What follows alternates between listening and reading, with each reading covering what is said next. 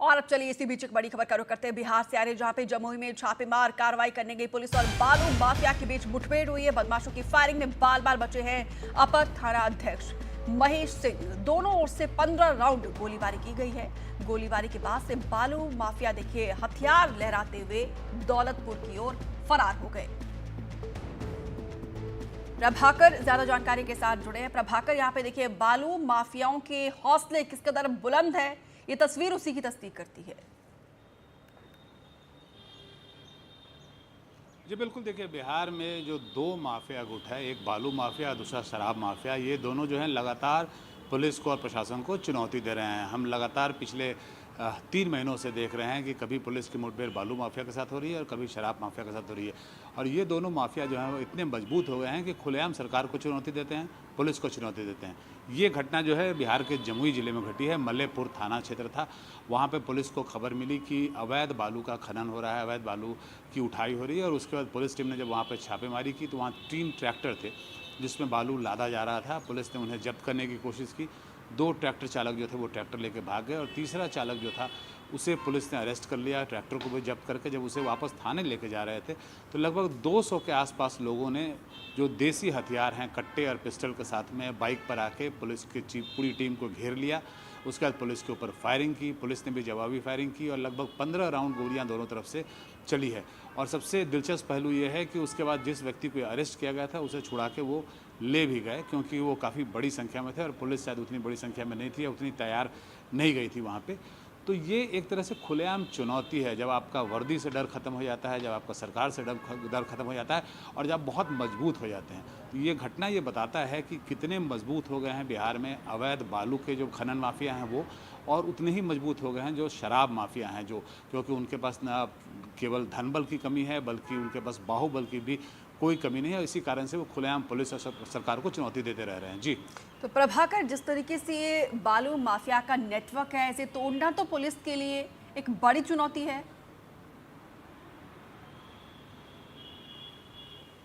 देखिए, बड़ी चुनौती ही नहीं है, ये सरकार बखूबी समझ रही है कि ये इनके लिए एक तरह से सरदर्द बना हुआ है और बार बार घोषणाएं होती हैं। सरकार ये घोषणा करती है, मुख्यमंत्री से लेकर डीजीपी और चीफ सेक्रेटरी लेवल के जो बड़े पदाधिकारी हैं वो घोषणा करते हैं कि हम किसी भी कीमत पे इस स्थिति को सुधार देंगे, उनको कंट्रोल में कर लेंगे, लेकिन ऐसा कुछ होता हुआ दिख नहीं रहा है।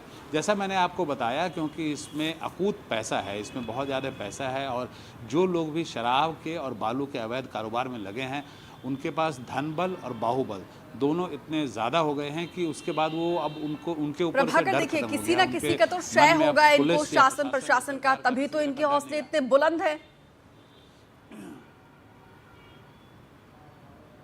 जी बिल्कुल शय होगा और बिना शय के ये होता नहीं है। अब किसका शय है, कौन नेता इनके साथ जुड़े हुए हैं, कोई बड़े पदाधिकारी जुड़े हुए हैं, इसकी जानकारी तो हम आपको नहीं दे सकते या हमारे पास नहीं है। लेकिन जो सिस्टम के लोग हैं उसमें से किसी न किसी का शय होता है, तभी इतनी बड़ी कार्रवाई ये कर सकते हैं। और ये अलग अलग जगहों पे अलग अलग माफिया जो हैं वो एक्टिव हैं, अलग अलग ज़िलों में अलग अलग लोग हैं जो एक्टिव हैं।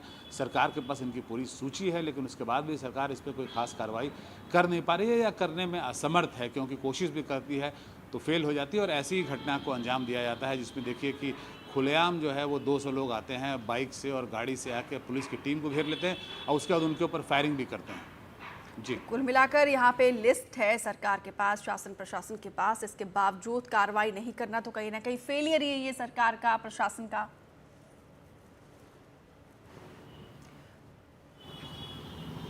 जी बिल्कुल फेलियर है। अगर सरकार के पास ये सूची है कि कौन से लोग हैं जो इस पूरे धंधे में इन्वॉल्व हैं, चाहे वो बालू का अवैध कारोबार हो, चाहे वो शराब का अवैध कारोबार हो, अगर उनके पास इसकी पूरी सूची है, जैसा सरकार भी दावा करती है कि हमारे पास पूरी जानकारी है। और देखिए, बालू का जो अवैध कारोबार है वो कोई वो कोई छिप के नहीं हो सकता।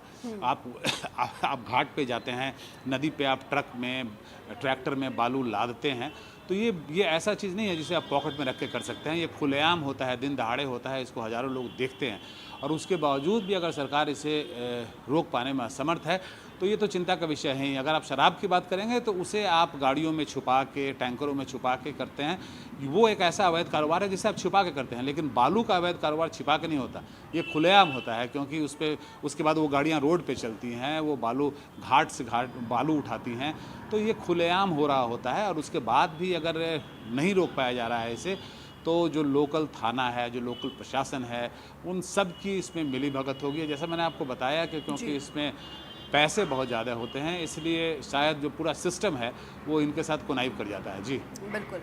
बहुत बहुत शुक्रिया प्रभाकर, विस्तार से जानकारी देने के लिए।